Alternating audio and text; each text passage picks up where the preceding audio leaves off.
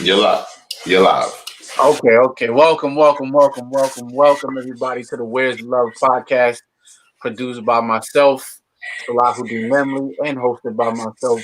But we are produced also by the good people at the iRant Network, and we are live. We are live. Sorry about that delay. Today we're going to be talking about colorism in the Black community, which is pretty much light skin versus dark skin. And that's just something that's been plaguing our community for the longest time since I could remember. So let's get into it right now. I got my brother in here, Hassan. What up? We What up? got What my up? boy Mello. We got my boy Mello in here. What's going on, bro? And we also, as always, got my wife in here, Bunny Benson. What's going on, baby? Um, Somebody got the background going. I don't know who that is, but anyway, what is going on?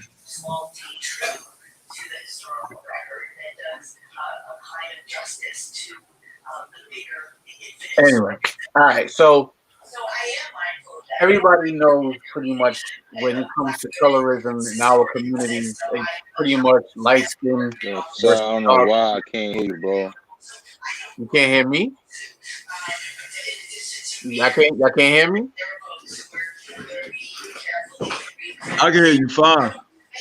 It's just a bunch of background stuff. Somebody's house is loud as Yeah, hell. I Can't can hear hear one of y'all. somebody. I can hear somebody washing the dishes and everything. Yeah, that might be in your house, man. Yeah, Elijah, you got a mic hooked up somewhere else, bro? No, sir. My mic is off. I'll turn it back off. And Will just entered the building. I think that's JJ. We got my brother Will in here.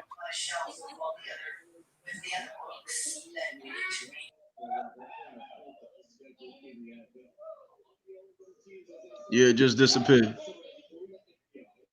Mm. Okay. Yeah, that was JJ. Well, that's weird. But anyway, Will, what's going on, brother? Will, you hear me? We got Mello back in here. All right, everybody hear me fine. All right. So, what's up, good brother? What's your name, man? Sitting there with Mello. Oh, he can't hear you. Oh, you could hear him? Yeah. Oh, all right. No way. All right, what's good, brother? How you doing? All right, so let's get into it. The whole Black community is always, since I could remember, since I was a kid, has always been at odds with each other when it comes to lighter skin versus darker skin. And we all know, and if you don't know, I'm gonna tell you, it pretty much stemmed from slavery. The lighter skinned slaves will be separated from the darker skinned slaves because the darker skinned slaves would be in the field, and so a lot of the time the lighter skinned slaves would be in the house. But we also have to recognize that a lot of the times the lighter skinned slaves will be in the house because a lot of them were product. They were what's the words I'm looking for? Pretty much they were children of the slave masters through rape and everything like that. So it was like, I guess, even though they got kept as slaves, the slave masters felt since it's still their child at the end of the day, to put them in the house or whatever. But of course, it creates an animosity amongst the people, and then that just goes on and on and on throughout history, and it just became a thing, and it actually goes through social. It has to do with our social aspect as well, and classism. Because then as time went on, you had things like the brown paper bag test, where there were Black establishments, and if you weren't the same color or lighter than the paper bag, you couldn't get in. You know what I mean? And then, so I've heard there is something called the Blue Vein Society, where it's like, you know, you had to be light skinned, and you know we could see the vein in your hand when you know what I mean? Because I don't know, I know I see my veins, and sometimes I can see the blue line, but of course, as a lighter skinned person, you'll probably see it more prominent.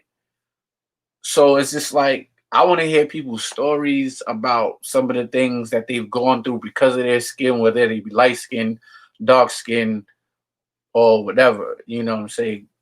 So just let me hear it. Mello, you want to go first? Uh, yeah, everything's straight facts.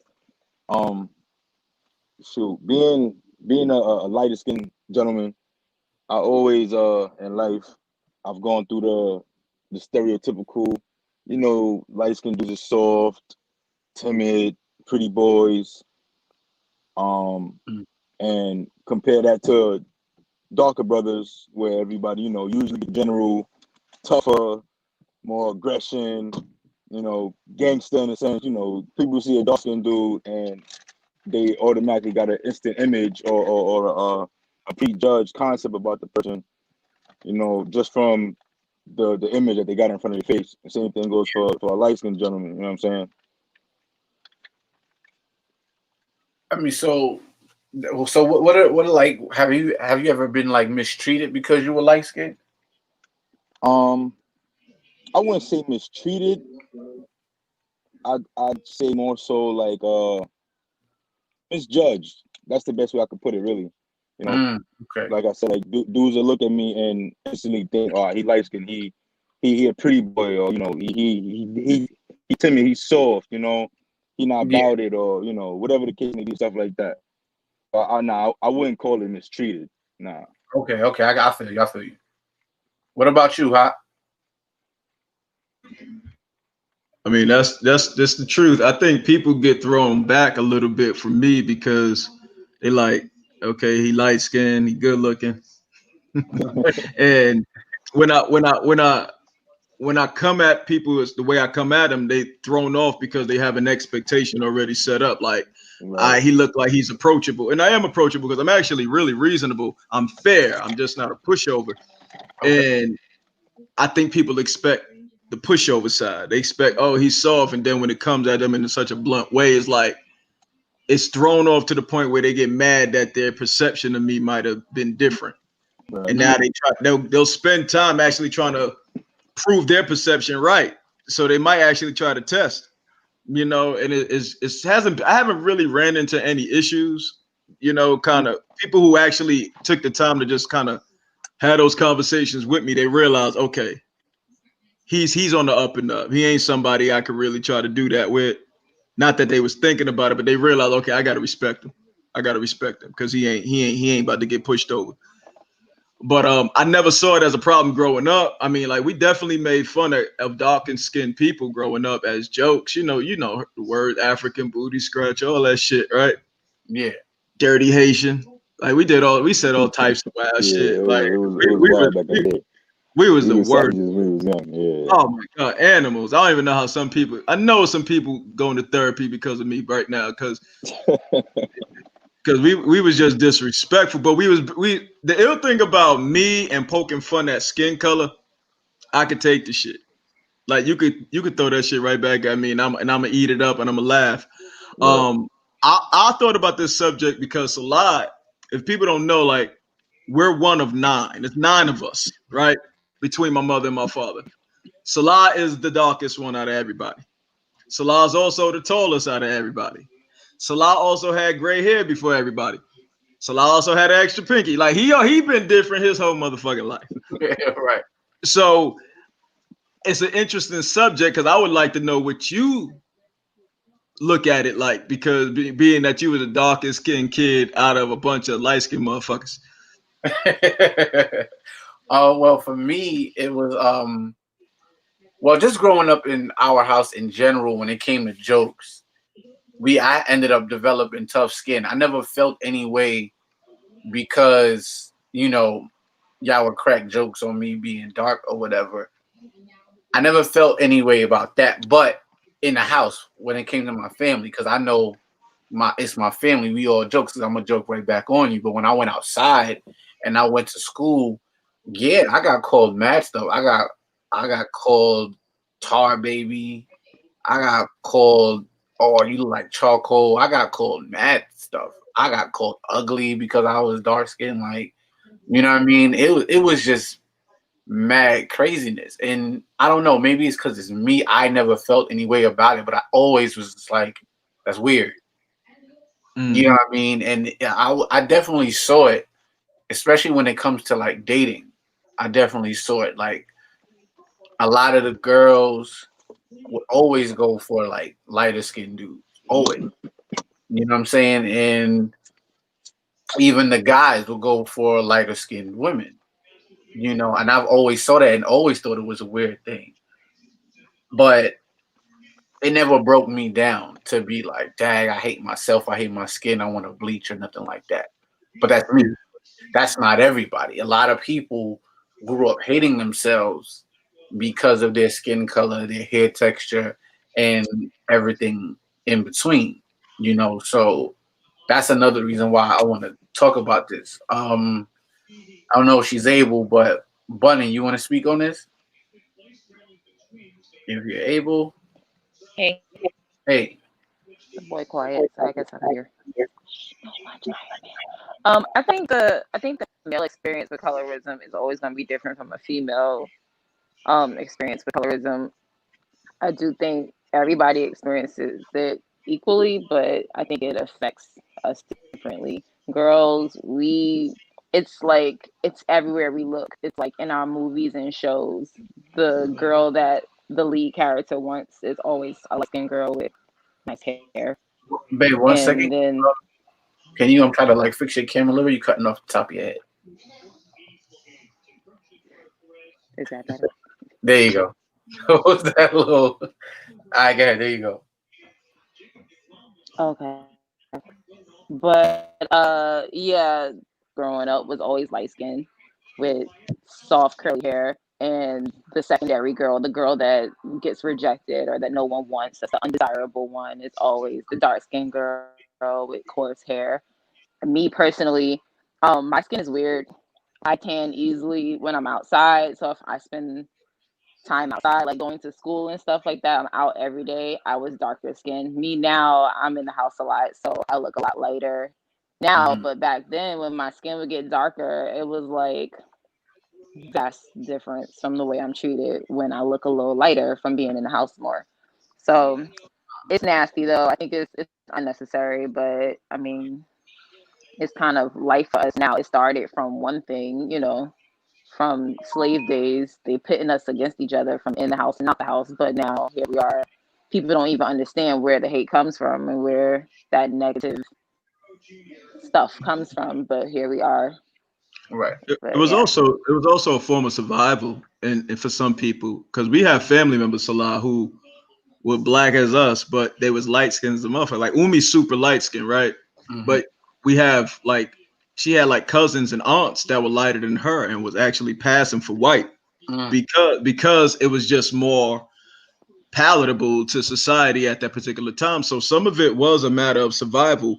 When you think about overseer syndrome, when they implored, another slave black person who may have been, of some stature within the fields, I guess, to oversee, their fellow slaves.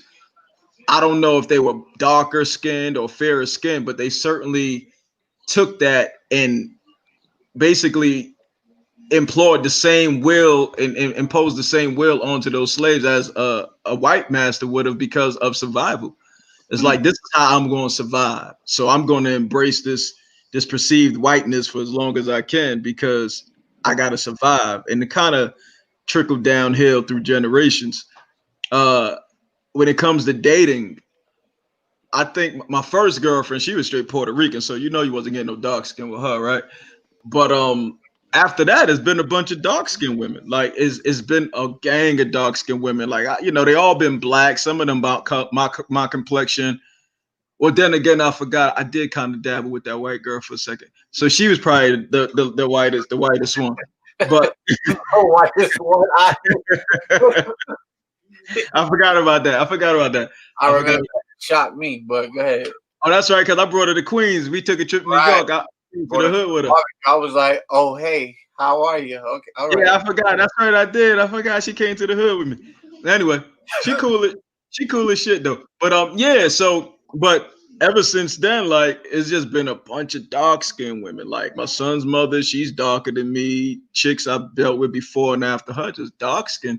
But what I noticed, a lot of light skinned brothers be having dark skinned girlfriend, a lot of dark skinned brothers be having light skinned girlfriend. So I wonder if we're doing that to kind of balance shit out. It's Because a contrast thing. Right. Because It's a lot of dark skin and his wife same complexion as me. True. And JJ is like that bottle of Starbucks coffee you get, like mocha, is like this in between thing, you know. But and that wasn't like a gotta try to find a brown. It was just like, yo, she just happened to be the one I fell in love with, you know, because I've had girlfriends that was like super darker than her, like darker than me. It just ain't work out, you know. Yeah. Hold on, let me go to the comments right quick. Relly the God says, "True, they do it to this day." I guess he was talking about the separation, survival. Williamson says, "Salute to you, Salahudin. Thank you, brother. I appreciate it." Who the fuck is talking about Dan Bunny? You looking good, Mama Booty Eater, Alabama? That's somebody you know? I don't know who that is. Find out who he is. T West. All I see is a bunch of squares. So that emoji thing you trying to do not working. Bunny covered her face. Okay. Redemption Song 76 says, "Salute all." Thank you, sister. I appreciate it. Kalila Bolden says, "Salute to all. Good afternoon." Thank you, everybody, for saluting us and everything like that. And whoever that Alabama dude is, keep that in Alabama. Weirdo. We got Brother Will. Will just joined the conversation. Well, been here for like 5 minutes. What's going on? It's extra. Right, always. What about you, Will? What has your experience been being a brown skinned male? I mean, I know the light is on you right now, so you look lighter than what you really are. But what experience have you had with colorism outside of the white community in your own community? I haven't experienced it. I feel like I fall right on the borderline, so I've never experienced it, but I've definitely witnessed. And it's been, if you pay attention, it's just like I was saying earlier. I noticed the fact that most women in general seemingly prefer darker skinned men. And most darker skinned men seem to prefer lighter skinned women. And if we're talking from a relationship perspective, then I've seen that. I've also seen assumptions that darker skin automatically equates to or parallels you to more masculinity or strength. Yeah. But that's just me and my observations. We kind of like the lost ones in the middle. Okay. Everybody's like, oh, I could deal with them. They brown. I could deal with that person. They brown. It's not like, oh, he's, whatever or whatever. Like, and yeah, the light is hitting me awful hard right now. So might have to turn that down a couple of notches. Okay. But the comment not on the screen, don't give it no shot. Got it. Yeah, so I just wanted to talk about this because I've even me and Bunny, we got this thing when we spend our time together, we do TikTok and chill. It's kind of funny. We sit there and we watch TikToks, and it's just this dude, and he be like, all right, how light-skinned dudes take a bath. And it be the wildest flaming, it be mad flamboyant. Like how dark, for instance, he had one how dark-skinned dudes run down the steps. Just ran down the steps, mad regular. How light-skinned dudes run down the steps. He had his hands up like this, flapping, prancing down the steps. I'm like, bro, where are you getting this from? Mind you, he Will complexion. He not even Wesley Snipes or nothing like that. He's borderline light skin himself. So it's lighter skin himself. So it's just bro, what is this? But Yeah, but Will got light skinned people here though. You see that? Like he came in here, man, silky, got the Bill Bellamy shit going on. Like He got, he came in, he came in, man. Like he just came straight from the barbershop. He that picture in the barbershop and be like, "What you want you today?" They point number 12 right there. I want number 12. I want number 12. yo, that's wild funny. Oh my god, that is. But you like I think Karam sent me a meme, or my son's mom sent me one of them joints where it's a girl, she a light skinned chick, but she's like, this how light skinned dudes respond to their girl slapping them on the ass, right? And there's a dark skinned dude, she slapped him on the ass.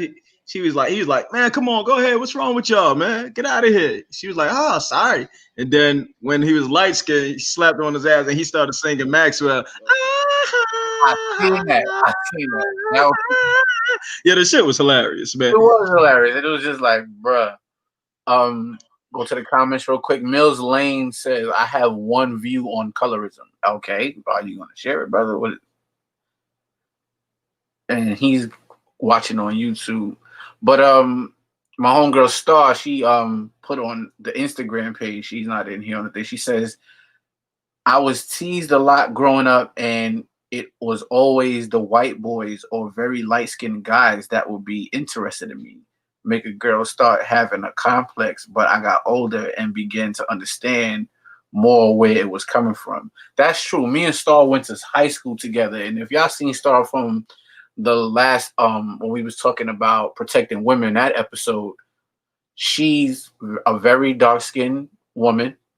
She has very full lips and she has long braids. That's what she would rock in school, long braids and everything like that. I witnessed Star getting teased and like joked on and everything like that. She had comebacks and would like be like, whatever, your mama, this, that, and the third. But it was, she would still get teased about it. And it was just like, it was so weird to me because it was just like, it'd be people that's darker than her teasing her about her dark skin. And I'll just be like, bruh, like, what are we talking about? But going back to his origins, I was listening to Malcolm X's speech on the field Negro and house Negro.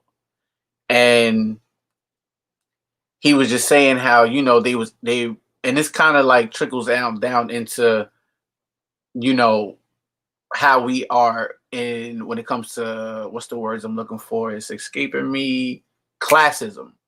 Boom, how light skin and dark skin relates to classism. It was the light skin, the house Negro, so to speak, would be like, he was pretty much protecting his position.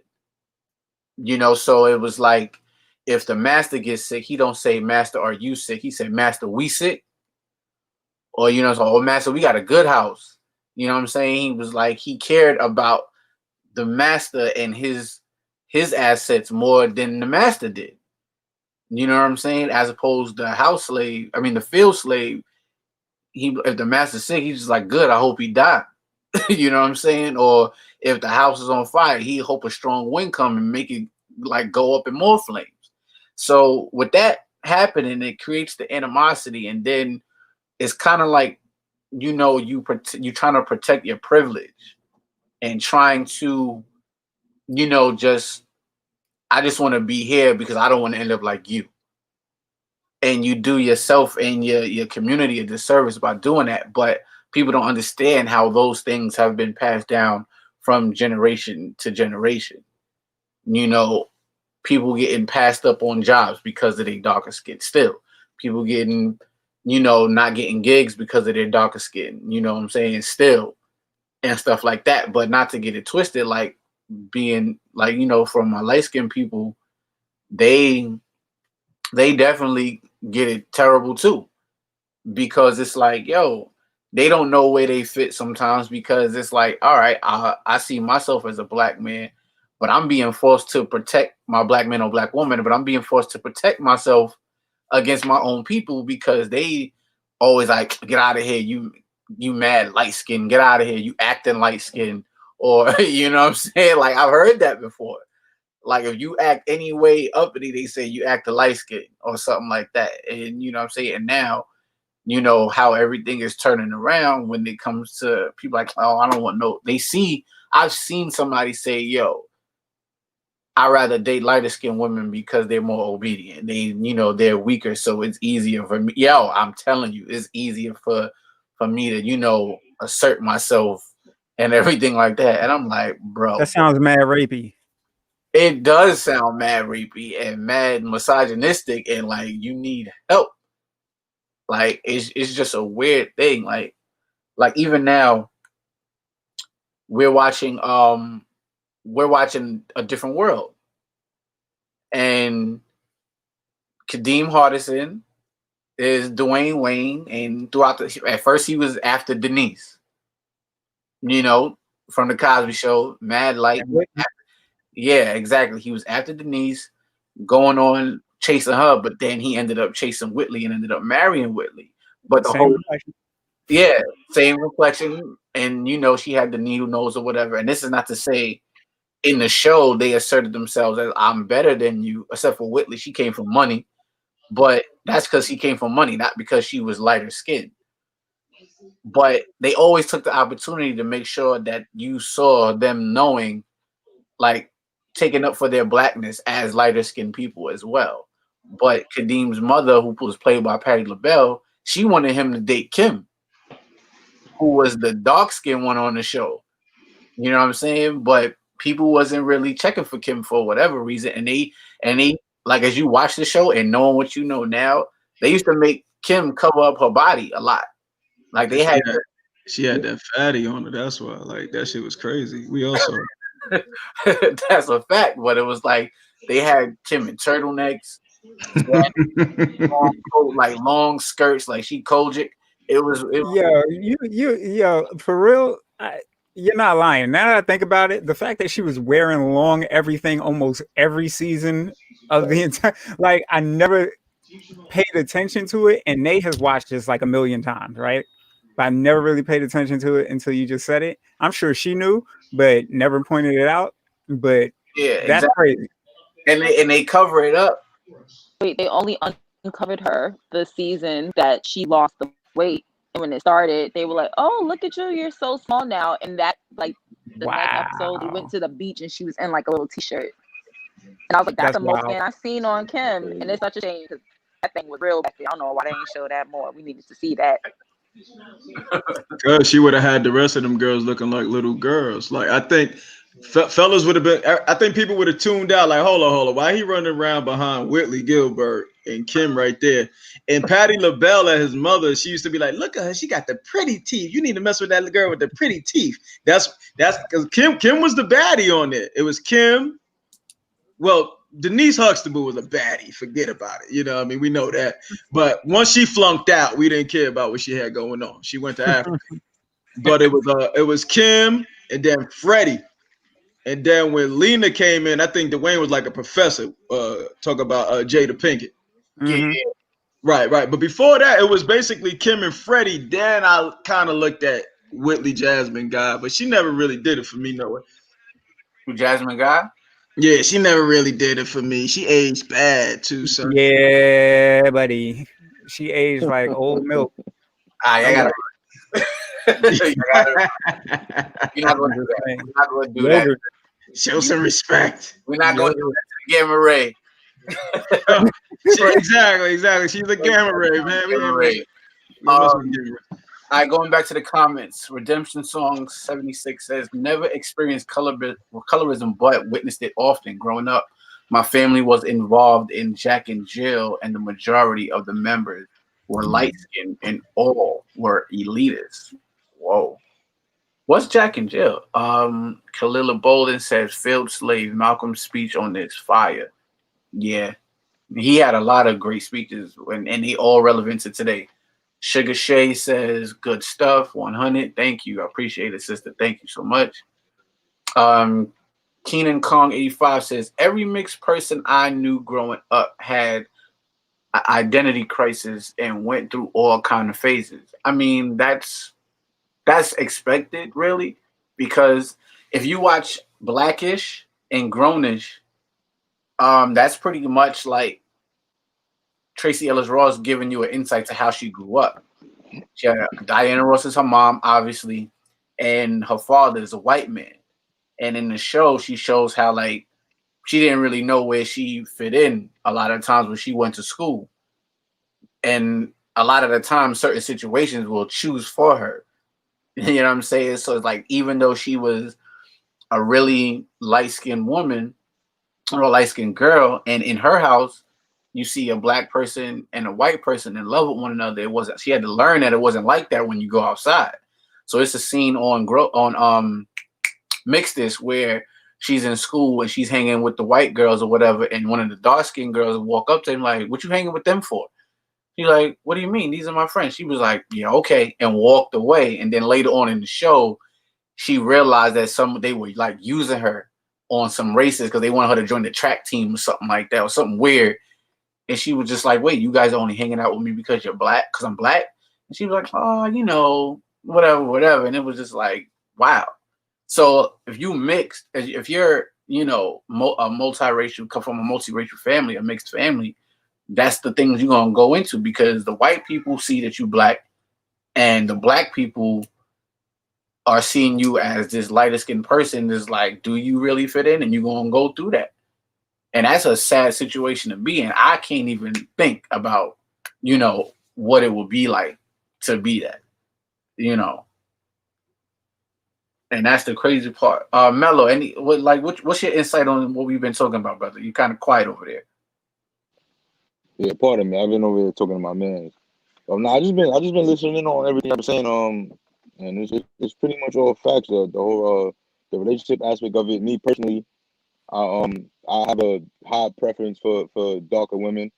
I have nothing against lighter skinned women. You know what I'm saying? But I tend to flow towards darker women. You know what I'm saying? They just appeal to me more for whatever reason.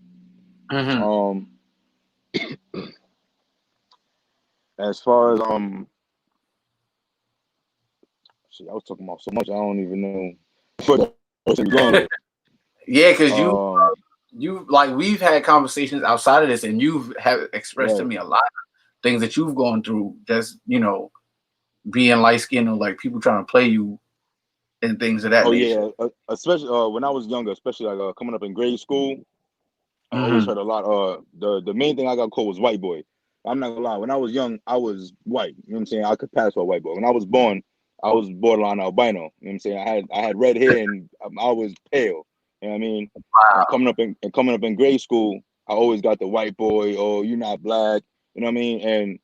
And as a young kid, not really knowing the history of race and stuff like that, and not knowing really who you are, where you're from, and all that kind of stuff, it used to kind of get to me.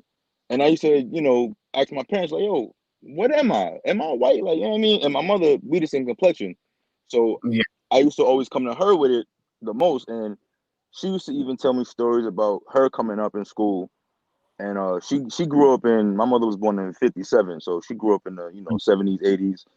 And she told me stories of how she got jumped before, just for being light skinned. A group of darker girls, they used to try to get at her in school, and they always felt the way because they thought in their mind that she thought that she was better than them. And obviously that wasn't the case, but they felt that way in their mind because of society, obviously. And she got jumped because of that. Wow. Yeah.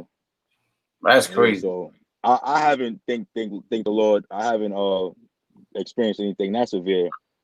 But just even hearing that, it's like, wow, it's been going on really for that long, going back to slavery times. And like people don't really understand it. That's why I hate when people in position to have millions of eyes on them in our community say stupid things like 50 and Lil Wayne. Like that really got me tight. And then because they say things like, "Oh yeah, I don't really know what the comment was, but it was a reference to them having black women and saying they want somebody exotic." It's like, what does that even mean to you? Like, what do you? That comment, when people say that, that kills me. That kills me. That absolutely kills me, because black women are the most exotic things you're gonna find on this planet. Hassan showing up, Kim Reese. yeah, Yo, she crazy. got like 5 overcoats on. Like I had to go back and see, like, yo, was he bugging when he said that? No, she got like sweaters, turtlenecks, full Yo, pea the coats in the real middle of the yo, summertime, the colorism in overalls. Hollywood is Like, real, damn. yo. Yo, The it's real crazy. colorism in Hollywood is and in the media is ridiculous. Oh, okay. Redemption Song 76 says Jack and Jill's a social organization like the Links and is bougie black people. Oh, okay. Oh, I okay. got you. I got you. I got you. Never heard But of it. yeah, like those type of things. Like I remember back in the day, my homegirl Lucy, she went to Miami for the first time and she was like with her friends and they all waiting online at the club or whatever. And they was gonna let Lucy in because Lucy is a light-skinned woman and she was like, yo, like they really fronted on my friends and flat out said, like, yo, y'all pretty for dark-skinned girls, but I'm not letting y'all in. I was like, wait, what? And that was the first time I heard something like that being said. I'm like, in Miami? She was like, yeah. I'm like, what part of Miami? She was like, no, like Miami, where all the black people be at, all the black and Hispanic people. I'm like, yo, that's why I'm crazy. But then you got to think about it like this. Those parts of Miami is pretty much like aren't they like predominantly Hispanic communities and Latin communities over there where people be hanging out at? But either way, like people don't realize that the Hispanic and Latin community have their own issues with colorism as well. And people don't believe it, but it's definitely true. Like First off, let me just jump in yeah. real quick. They have like, hold on. They have so many color classifications. Mhm. I forgot the exact number. Let me see if it'll tell me real quick. I can't find it. But they have like it's the way they like the whole Morena Boricua. Yeah. Like if you go through that, like there's a extensive list of various categorization based on skin tone and also based on ethnic background as well. But it's so much of it that it's ridiculous, which is why sometimes I feel like breaking things down so much just causes a lot of division. But their classification system is wow. Like this is absolutely the worst one I've ever seen, ever. And I don't know how it's persisted this long, but theirs is absolutely wild. I'm finding numbers while you're talking. I bet because it's definitely a thing that like goes like deep within their roots too. Because I was watching Amara La Negra on the Breakfast Club, and Charlemagne and DJ Envy kind of got me tight while I was watching it. They both some clowns. Right. If you look at Amara La Negra and she's just if she's just standing there, you would think she's just a regular black woman. But she's full on Dominican. And she's dark as Wesley Snipes. But she's talking, she was like, yeah, growing up, I would get treated bad because, I had darker skin and I was thick and everything like that and da da da da da. And they sitting like, so wait, you mean to tell me people were treating you bad in Dominican Republic because you were dark skinned? She was like, yes. And they were just like, really? Like, just trying to. And then, Charlamagne, he's like, I don't know, man. Do you think it's only your head? I'm like, in your head? Like, what are you even talking about? Like, and I have a friend at work. If she didn't open her mouth, you would swear she was white. Because sometimes she has blonde hair. And sometimes people at the checkpoint, some of the passengers get caught up like that because Spanish speaking passengers will come in and she'll like be like, nah, you can't have this, you can't da da da da da. And then they start disrespecting her to their partner speaking Spanish, talking about, oh, this dumb white girl want to take my da da da. And then she hit them with the Spanish and they like, oh, sorry. She's like, no, it ain't no sorry. You tried to play me. You know what I'm saying? Just so you know, it's 134. 134 classifications. Wow. Yeah, and I'm not going through them, but how they do it, like a castanada is cashew like tint, caramel colored. Agalagada, Alva, Alva Escura, Alvarenta, Need you to read. Alvarita, Yo, Alvarezada, and it goes down the list from cashew-like to Oh, reddish. They got toasted, they got very dusky tan, dark tan, mocha, dark red. Like it, bro, it's like the they didn't take ultimate no Creole box. shortcuts. wow. That is insane. That's definitely that's that 64 128 pack of Crayola. Mm-hmm. The extra Everything. with the sharpener in the back. Word. Right. And the thing that gets me upset is like people at this point, people know the history, but they are choosing to like continuously, perpetuate this nonsense. So it's like really, really crazy. We see you, JJ. Going to the comments real quick. Redemption Song 76 says, Envy is colorist. He was that way when we were at Hampton. Oh, she went to Hampton. So you know him personally and how he was behaving. I always wondered that because he be acting mad funny style when it comes to complexions. Some Mills Lane says colorism is sad but funny at AF. I mean, you could say that at the end of the day, if the jokes is funny, it's funny. But at some point, we have to, address it because there's people getting hurt because of this or being ostracized because of this, and we can't be on some Black Lives Matter and trying to push the community and the culture forward when we still have this problem. And that's just my thing. And Star Brown says, what? That's way too many classifications. But this is how real it is. I work at the airport and I check IDs and everything like that. I'm always looking at passports, whatever. Some woman came in from Argentina. Look, she had, Argentinian passport. In Argentina, they speak Spanish. And Argentinians are pretty much they from Spain. So they kind of like on the European side of, speaking Spanish and stuff like that. She had a Make America Great Again hat on. So that right there lets me know, like, oh, so you don't think they talk about you when they say foreigners and immigration laws and stuff like that. I have another person on my job, a dude at my job. I forgot what nationality is, but he's from a Spanish-speaking country. Trump supporter. Full on. Like, oh yeah, I agree with what he says. And it's like, but bro, do you realize if he decide to keep people out, you going to? The irony of it all. The irony of it all. And that's the same thing within the Black community. A lot of people carry themselves like they're better than one another. And it'd be like, bro, if this was to go down, you're not separate. Right.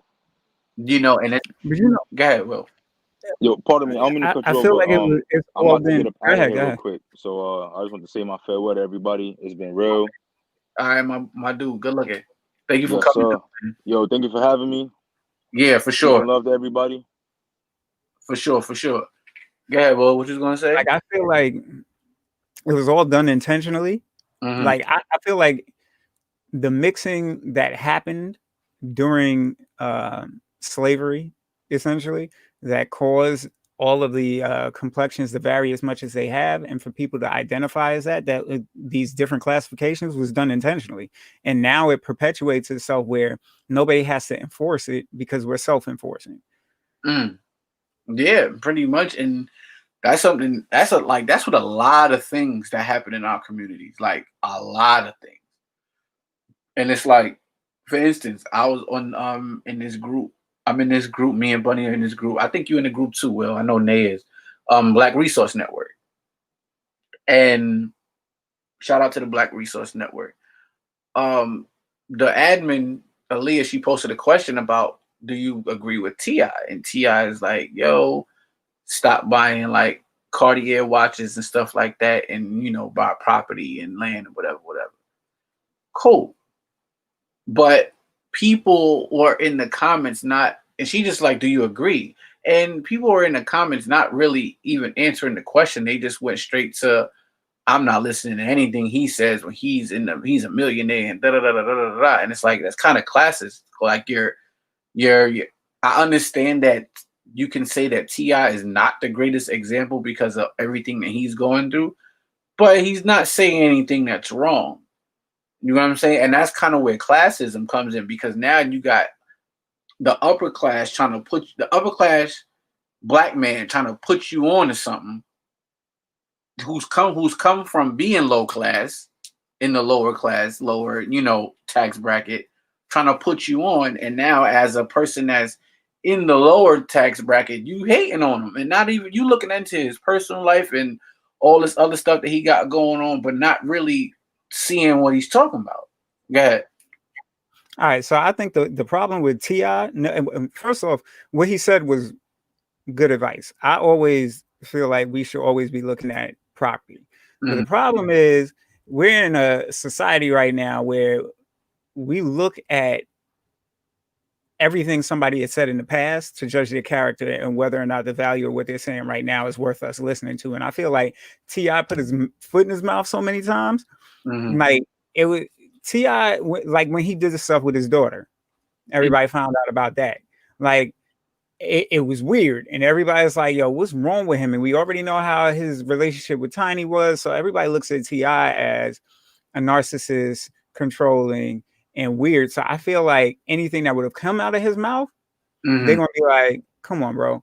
And then when people were protesting, he was basically trying to calm people down in Atlanta at one point, because he was saying, we don't do that here, this, that, and the third. Like I think it was him and Killer Mike were together on and they were talking about it, and I was just like, come on, bro. So, but there are things like Kanye, I can't stand to hear him talk sometimes.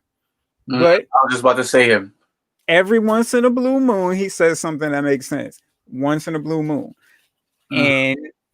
But majority of the time, you're going to be like, yo, this man, what is he talking about? Nobody wants to hear from you. And a lot of people invalidate celebrities because they feel like they're celebrities. Like, I'm going to be real with you. I don't be wanting to hear what Cardi B has to say about anything. And she's been talking a lot. And I just be like, can somebody get her and get her out of here? But then that's me invalidating her just based on my assumptions of who she is. And she may have valid points. And sometimes she does. She just happens to get on my nerves sometimes, just like T.I. does, just like Kanye does. So I don't know if that for me is necessarily a class-based thing. Is more so reputation for me. Like what I already know about you. Am I going to be able to trust your opinion of something that's valid? Like if I saw you fighting on what is it called, Love and Hip Hop back in the day, and then now you just had a song about WAP, I might not be caring about your political opinions. Same thing with Kanye. You just said slavery was a choice. I might not care what you have to say about the Black community.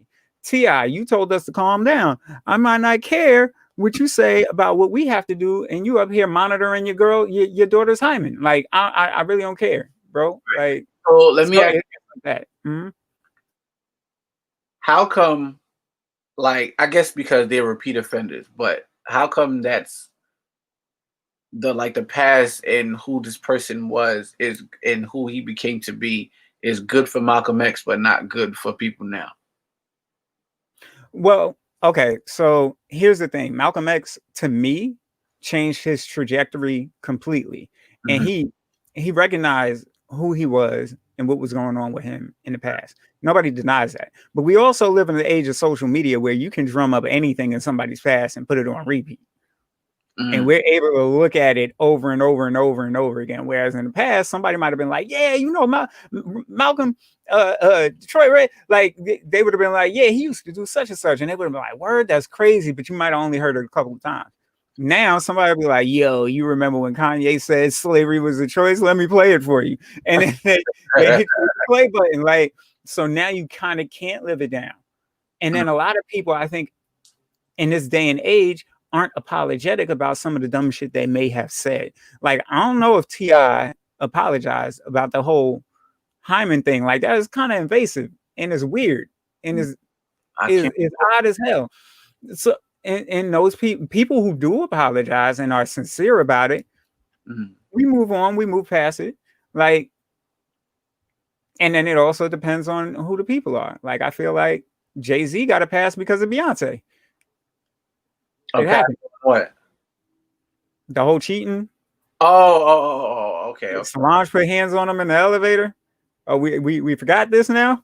I don't know what you were talking about because it's a couple things I'll be looking at Jay-Z. I thought you were talking about when he stabbed Un. I thought you were talking about that. I thought see you going mad. I thought you were talking about him hanging out with R. Kelly. I thought you were talking about the whole freaking Barclays Center to me of being a part of the gentrification.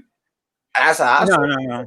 Yeah, but those are the things, and I feel like adjacency to certain things gives forgiveness. But I feel like I'm getting off topic or too far tangential, so I'm gonna stop. Bunny, you look like you wanted to say something a couple times. Oh, you know she did. Yeah, just mostly the T.I. thing. I mostly agree with Will that it's not a classist thing. But my issue with T.I. was that's not what he said. That wasn't the full what he said. What he said was y'all on public assistance, y'all are getting like public assistance. Don't spend your money on name brand this and that. Go and buy property. And it was like, first of all, if you talk about the stimulus check, $1,200 ain't going. Everybody was saying the same thing in the comments when that broke. Like, $1,200 isn't going to get me anywhere. And then it was like, but you said public assistance, like government assistance, period, which means you talk about people who get welfare and things like that. Can't nobody buy? You can't buy property with that. So everyone was in an uproar because what he said didn't make sense. It was dumb. Now, the reality of the general statement, should we stop buying name brand this and that and buy property? Sure. But no one wants to hear you because of how you just said that and how you phrased it. And the fact that you have a habit of phrasing things wrong, like his daughter's situation. That was freaking weird. Like, why would you say that? Stop talking. This is dumb. So yeah. Let me go to the comments real quick. Ja Logic and Fred says, I think it boils down to nobody want to be African and or original for real. A lot of us are embarrassed to be Black, African, or indigenous. That I honestly feel that's a fact with some people, because that's pretty much what happens today. Like a lot of people, like I saw people arguing on TV. I think it was Roland, what is it, Roland? And he had this is gonna be Roland Martin. He had Dr. Umar up there and like 3 panelists that was like in politics or whatever, and he's saying his piece, and then this Black dude is like, look, I'm not African, I'm American, and blah blah blah blah blah blah blah, and like just outwardly saying it, and he was like for real serious. And a lot of people feel like that, and a lot of Black people deny their African heritage and they don't even look. Now we can say that not all people are from Africa. Not all of us are from Africa, which can be true. But for you to like not even have no proof of it and just straight up argue the fact that like, not F that, I'm American, I don't care nothing about Africa and da da da. I've seen people in groups that's like somebody was like showing a picture of like the beaches in Africa. And it was like, I was like, oh wow, that's dope. And it was just some random Black dude in there commenting like F Africa. Those stupid da da da da da, and just going off. And it was just like, I'm pretty sure if you traced your lineage, that's where you originate from. But go ahead, babe. Bunny, you want to say something? That's kind of part of the problem. People, like, I learned to stop feeling some kind of way about people who do things like that, because we're looking at it like they self-hating, but reality is they don't know themselves. Like, they don't. This country ain't teaching us our true history. We don't know where we come from, and literally we don't know where we come from. Like, we have to sit here and do DNA kits just to figure out what tribes and things like that we come from. But Irish people and all these types of people out there, they know their heritage. They know who they come from, who their great greats were. Like, they pass on those stories and they have proof of that. But us, we scrambled all over the place. So then we Right. got a whole like a whole bunch of people of our people who are like being told, "Oh, you're African American." It's like, I don't know that. I can understand that mindset. I'm not part of that mindset, but I can understand that mindset because they don't know who they are, and they don't want people just assuming. Just like Tracy Ellis Ross didn't, because she has a white dad and a black mom. She was trying to figure out her identity all the way into her teens, trying to figure out who she was. But people were taking one look at her and say, "Oh no, you're with us. Oh no, you're with us." And it's like, don't tell me who I am. Let me find out who I am. There are Black people like that who like, don't tell me I'm African American. I don't know if I'm African American. I might be from somewhere else, and that's just how they feel. True, and that's 100% true. And it's just so sad that like these are the things, because we're gonna have a topic like that too when it comes to African and African American and that type of thing. And Giles says, "T.I. work for them people." Donisha says, "You on? Thank you, I appreciate it." No, we're not on Zoom. You watching this right here on the Renters Union, and that is through StreamYard. And you gotta watch it right here on Facebook like you're doing right now. But yeah, so that's a different topic that we're gonna have when it comes to. Hey, I just saw Muhammad in here. That's a different topic we're gonna have when it comes to that part of it. But Can I add something? Yeah, And yeah. it's on topic. This man got Fig Newtons. Goodbye. That's a light skinned snack. Take your Fig Newtons and go sit in the back. this man. Okay. So tying into the African thing, right? Mhm. That's like they have colorism issues too, like deep ones. Mhm. So much to the point where there were past and still to this day, some people believe that albinism, people who had albinism had some form of their body parts had medicinal qualities. Oh yeah, and there are also like I know y'all seen Lupita came out and was embracing her chocolate skin, right?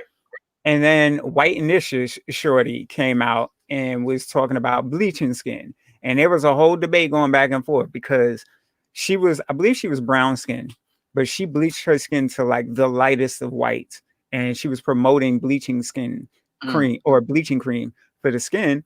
And Lupita was basically on some love your skin. And she was going at Lupita on some, this skin is better type shit.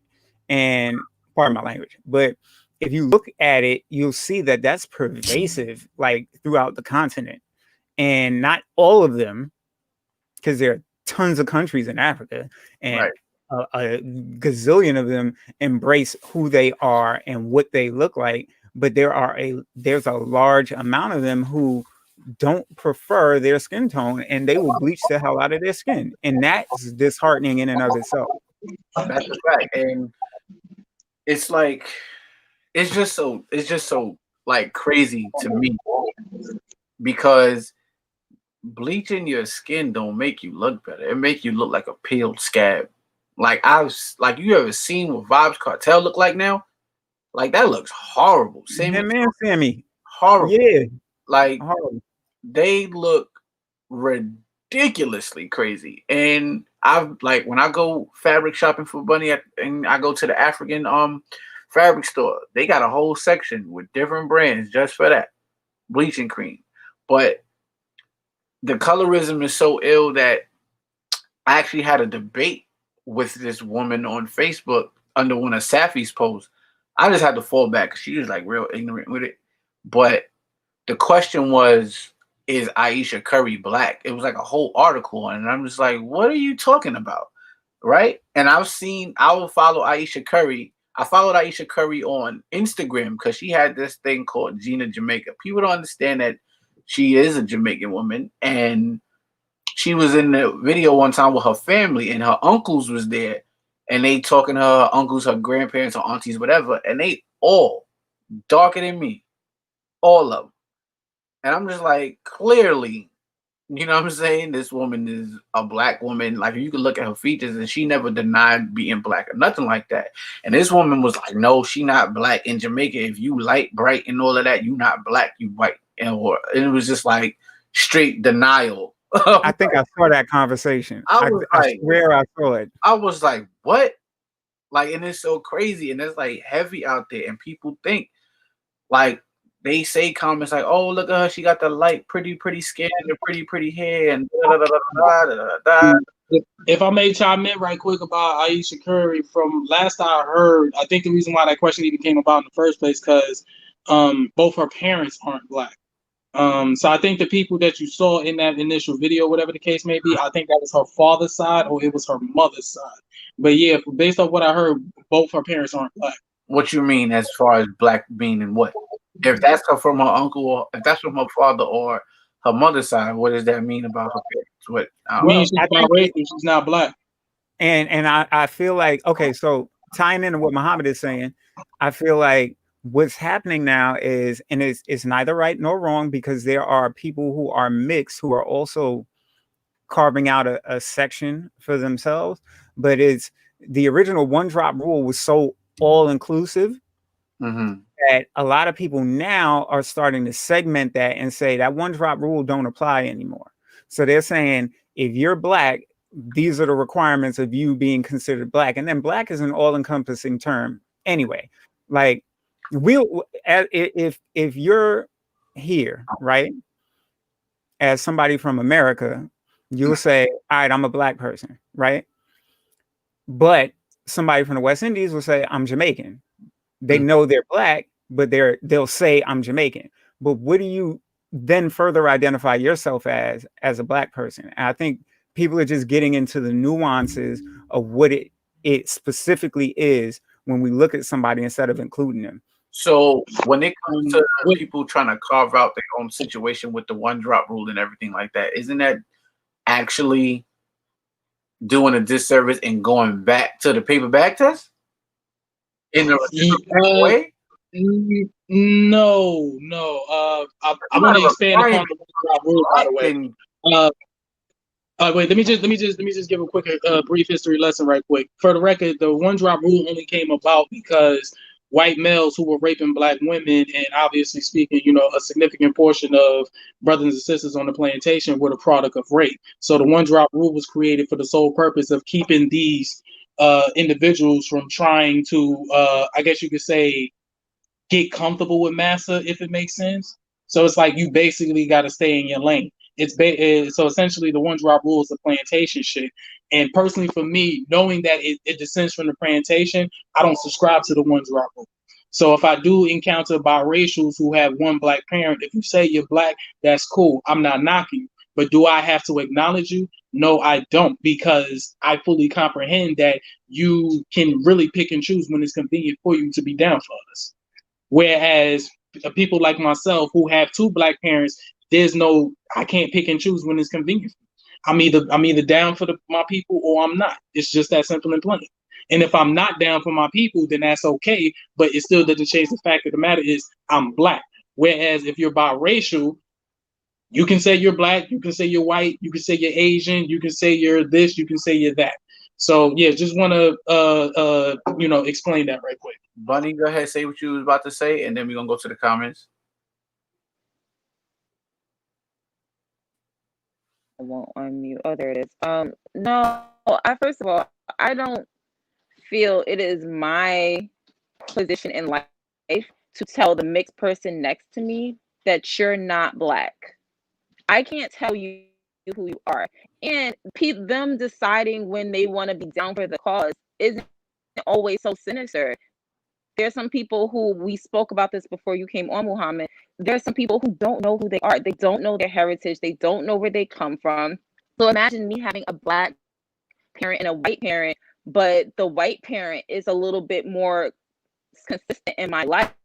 So I learn more about my white heritage and those cultures and those things from that side. And then later in life, I get reacquainted with my black side, if you will. And now I favor that side. And now I want to step into that side a little more. And now I'm claiming that side a little more. but I have someone like you telling me, oh no, you wasn't down with us the whole time. Well, I didn't know myself the whole time. Who are you to tell me? I should have known myself from childhood that the way I was raised was not well enough, and that the way the whole country is built on, we were erased. Like our backgrounds were erased. We don't know where we come from. So you demanding that people be down for the cause from day one in order to be Black enough for your liking sounds kind of messed up. And honestly, that's nah, for the record, exactly down with it. That's down with the cause and down with us. Go ahead, what you saying? Nah, what I was gonna say is like I can already tell people are already getting the misconceptions of what I have to say, or what I was saying about the whole one drop rule. That is, it is. I perfectly couldn't care less about that. But again, going back to the one drop rule, and also like to expand upon the history lesson, it's been historically proven that biracials have been used time and time and time again since the Arab slave trade, which occurred 1,000+ years ago, to further enslave and to further curtail African advancement. So even now, at this point in time where we're all trying to advance, we're all trying to have a sense of identity, we're all trying to get on code, so to speak, and then you have biracials, once again, who pick and choose when it's convenient for them to be Black. Now, like the young lady said, if you were raised by your white side, or you were raised by your Asian side, or you were raised by whatever side that is not African or is not Black, okay, cool, fine, bet, that's socially acceptable. And then if you want to be Johnny come lately and want to come around, that's cool. Some people might have patience to deal with them, deal with your guy, well, deal with those types. Me personally, I don't. My main concern is trying to make sure my brothers and sisters are advanced, and we need loyalty. It's bad enough we're dealing with disloyal people who already come from two Black people at the end of the day, as what's going on right now. The last thing we need is to deal with people who actually not willingly, deal with people who literally can pick and choose when it's convenient for them to be Black, or pick and choose when it's convenient to be African. And in response to Lodge's comment in the comment section, that is true that the term Black actually did come from the plantation as well. I'm not disagreeing that. However, for the sole purpose of us trying to advance, if we got to use these terms, we got to use these terms. But it's really up to us to pick and choose and figure out exactly what it is we're going to identify as, so we can move on, if that makes sense. Mm-hmm. Continuing into the comments, like you said, Muhammad, the concept of being Black came from the plantation too. John Logic and Friends said that. What else? Who else we got in here? What they commenting? What they saying? We're gonna go into some questions too. Somebody said, you are whatever your father is. An apple is still an apple no matter what dirt it's grown in. All right. I don't know how I feel about the dirt comment, but okay. Apples are growing on trees. Apples are growing. My mother says, my grandmother was considered mulatto on her birth certificate. And I also think it was on her passport. Now, my grandmother is old school. That came from like when racism was real, not this covert racism we dealing with and gotta sift through and point out.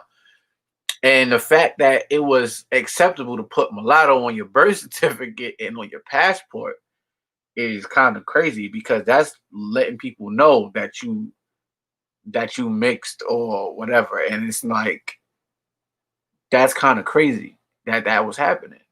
Wow. But real quick, then we're gonna go to some questions. Like I feel what you're saying. Hold on, Star Agent Brown. I don't think it's disloyal. It goes back to them not really knowing their history and where they truly stem from.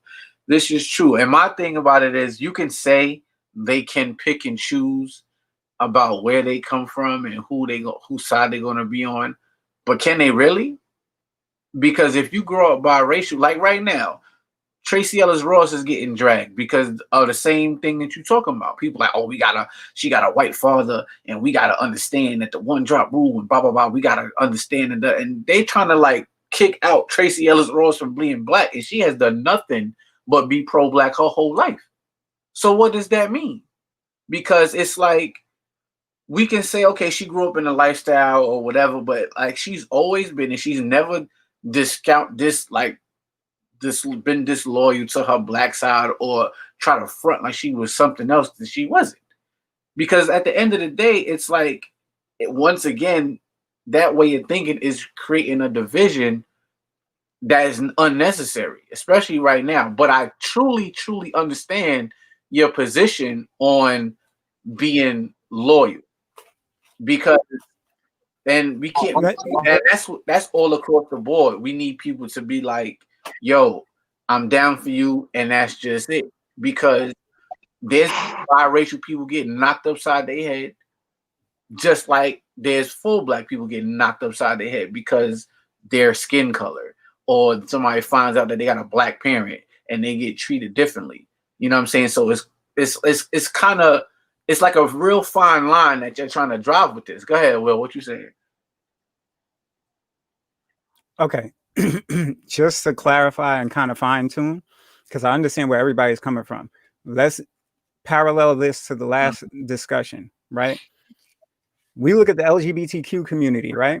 We see them as it's the gay community, but there are specific classifications within that community where each of them have a different lifestyle and or experience that's unique to them. I feel the same thing applies. Black is an umbrella term, but a biracial person or multiracial person is going to have a completely different experience than me as just a general black person in America. Correct. As my experience will be different than a potential West Indian person or somebody who might be Afro-Latino, you know, or somebody who's African who lives here. Like, I feel like the classification is necessary, but it's also, I feel the necessity is also there because we have a lot of people who are, and if you've been on my Facebook, you see me posting a lot of it recently, a lot of people who are passing as black and now are blackfishing people and trying to pretend like they black. You got mad white folk who are tanning or putting on mild blackface. Rachel Dolezal is an example. The shorty who was doing a lot of grassroots community work recently. Jessica Crumb. Like 4 of them. Thank you. Like, and they have been out there, and this is a pervasive thing that's been happening. So I feel like the classification is necessary, and not so much to divide, but it's necessary so everybody's aware. Like, who are you? If you're going to be about life and helping black people, who are you? So we know what investment in the community actually is. Honestly, those situations are kind of crazy to me because it's not like if you was doing the work as just saying, yo, I'm a white person, people would have knocked you for it. Yeah, they're pretending. Yeah, they're pretending to be black. Right, but nobody asked them to, so that's just weird. And what make the situation even worse is, and I actually had a discussion about that too, and I told people straight up, we have ourselves to blame for that because you got a whole bunch of fucking weirdos that insist that they're black and they're putting themselves in position to take advantage to be black. And unfortunately, you have some black intellectuals that are actually backing these individuals up. But guess what? And then when it's all said and done, they now wanted to come out and be like, oh, I'm not black. And it's like, you know, everybody want to feel some type of way, but it's like, yo, my dude, you know, doctor this or doctor that, or professor this or professor that. You rolled their ass. You defended them. Right. You went hard for them. You was looking dead at them, hanging out with them numerous times and everything. So you mean to tell me not once did it ever occur to you, hold on, wait, something don't seem right about this person? But because of the fact that they call themselves riding out for our people, involving grassroots organizations, being put in positions to, I guess you could say, advance us, so to speak, whether it's in the educational sector or it's in the financial sector, you're like, all right, cool, it's fine. You know, let's run with it. For the record, Sean King, too, also is not black. But so I've heard. Yeah, that was another one people be getting on. And the last thing I wanted to point out right quick about Tracy Ellis Ross, I don't knock her because, you know, everybody stated, she's been pro-black, quote unquote, or rather she's been maintaining her pride and her blackness. However, though, she is the product, this is going to sound harsh, but she's the product of a mistake. Diana Ross knew that she wanted to raise a black girl so damn much, she should have got with a black man. She didn't. She got with a white boy, and now Tracy Ellis Ross. And that's also ties into complications that's been going on in the black community as well. You got a whole bunch of self-haters that don't like themselves and don't want to date and marry other black men and black women, but you want to raise these children to be black. So you saying she got with her father as a mistake? You trying to say she was a oops baby? Is that what you're saying? Like she didn't mean to get that's kind of harsh. I wouldn't necessarily say she's a oops baby, but she is. But what I'm essentially saying is she is the product of a bad decision that Diana Ross made. A bad decision for who though? I mean, shit. I'm gonna say for us as far as our advancement. I mean, but that's Diana Ross's personal business You're right. That is her personal business. So I wouldn't say it's a mistake because that's what she chose to do, and she ain't do it by accident. It was purposely done. But we gonna go to the comments against Asia Brown. I don't think it's disloyal. It goes back to them, not really knowing the history of where they truly stem from. Got that? That's an excuse. Logic says biracial can't choose to not be black. That's false. They can, and they've done it numerous times. The only people they're all one person with one experience, and that's not true. Tracy Ellis Ross herself said that her TV husband tried to say, "Oh, you got to choose between being black and white." She said, "Well, tell that to my hair and my ass." People look at me and immediately see a black woman. I have the black woman experience because I look that way, I feel that way, and I am that way. You can't tell me because I have a white father that now I don't experience any of the black experience and I'm picking and choosing. It's not that cut and dry with every single one. All of them aren't light-skinned, fair-skinned with straight hair and blue eyes that just happen to have some black in their blood. That's not how it all works. It's not all one way. I feel like and hold on. I feel like in some instances, like just tying into what Bunny said, for those who are passing, those are the ones who get the option to really pick and choose. Because there's some people who are mixed who are absolutely not passing at all, and you cannot look at them and say, "Oh, you have a white parent or other parent, and the other one is black." You would just think they came from two black parents. I do feel there's a problem with some of the people who are passing where they have the option of saying, okay, I don't want to associate with blackness. Let me gravitate towards whiteness. I can get these privileges and these benefits. And I think that's an issue. And I think what ends up happening is a lot of people are getting lumped in together, which is why there needs to be a specific, because their experiences, even within that sector of mixed race children and people, they even have their own unique set of colorism within that sector, like darker skinned mixed race children and lighter skinned mixed race children. And I feel like this is why people need to be aware of who people are, because then you need to know how to approach their unique situations. If you don't, then we have problems like this. I don't disagree with what you're saying, Will. However, at the end of the day, to avoid such issues or complications from happening, as Black people, we need to be more responsible as to who we lay down. It's really what it all boils down to. If you really genuinely love yourself and if you consider yourself a self-respecting Black person, don't procreate with a non-Black. It's really just that simple and plain. I think it's funny. I'm sorry, Salah. Go ahead. One, John Logic said the only people who would call biracials not black is black folk. White people who will oppress you for being black don't discriminate. That's true. But what I'm saying is you can't really tell anyone to be like, yo, you gotta procreate with a black person. It sounds good and it would make sense, but at the end of the day, you cannot help who you fall in love with and who you attracted to. Now you can say, I don't associate with white people and and then it's like, all right, if you hanging around only black people, then you're going to fall in love with a black person, everything like that. But if you're talking to a black person who's around multiple races of people, and you're not gonna be like, yo, I love Chad over there, but I gotta mess with this dude because he's white. If you love this person, that's what you're gonna do, no matter what the race is. HB2N, yes, mulatto was a term to let you N-words know that they are blacks, yes, but have a white seed line, meaning the father was white. Okay. Well, Brother Salah, my question to you is, what is the point on this discussion? What is the point on the overall show? The whole overall show is talking about how it is colorism in the black community. White. No. I mean, not this episode. I'm talking about, like, you know, as far as like your reasonings behind this show in its entirety. What is the whole point of this? Tracy, All right. You talking about like where's love and rebuilding the black community? Yes. But so you're saying that this is not in line with what the show is talking about? Because it really is. Because at the end of the day, I'm saying I'm addressing issues that's in the black community. And this is a real big issue in the black community because we tend to diss people because they light skin, diss people because they're darker skin. Now, if you're a biracial and your skin is light, guess what?